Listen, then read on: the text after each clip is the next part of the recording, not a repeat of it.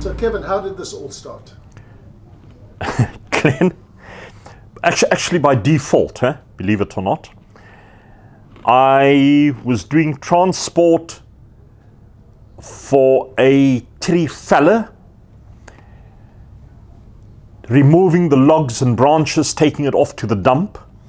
And as I was dumping on the one side, I was watching what people were actually dumping down into the bins. And I watched Persian carpets going to the bin, mink coats, enamel bread bins, such as what we are selling.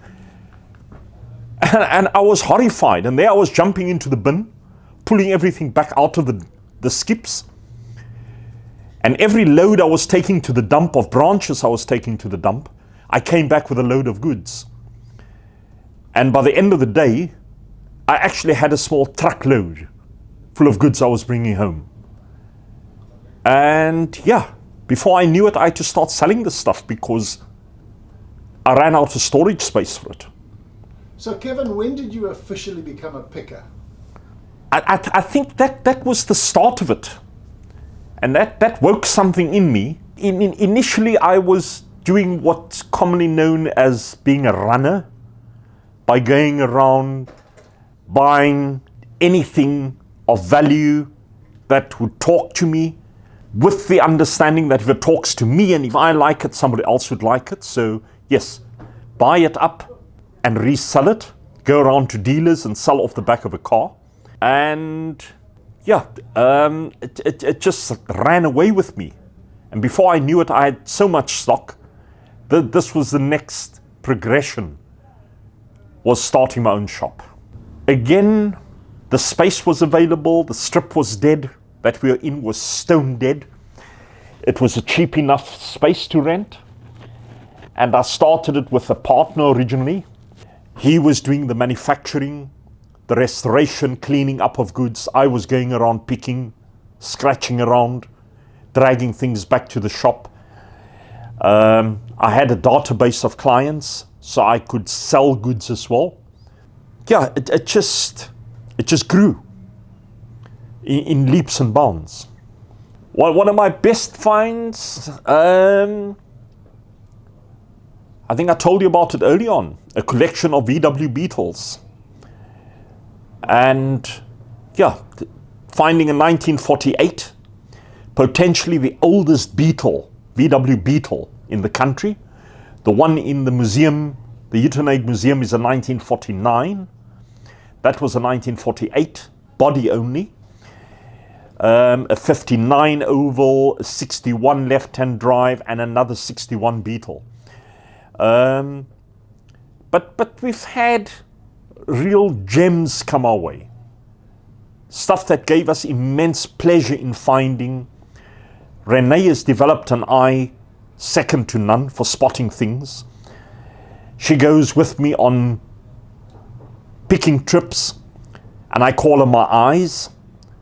I have a problem with my eyesight, and she would spot things and say, look over there, and I've got to look at where she's pointing to see what she's showing me. And yeah, it turns out some of the nicer pieces. Some of our most exciting finds, this Union Castle sign here, Renee, to quote Renee, it was on my birthday that I went out to go and see the guy for it, and I ended up sitting on a farm for half a day waiting to get to see the sign. I'm responsible for most of the buying in the shop. So yes, I buy what excites me. Of course, also what's saleable that we can make money out of, because that's what it's about at the end of the day, that we need to make some money. If we don't make some money, we won't be here tomorrow. Signage, advertising, the graphics appeal to me. So yeah, signage also, you can pile them 30 high and you're not detracting at all from their value. Another natural progression for the shop. We've run out of space, long since.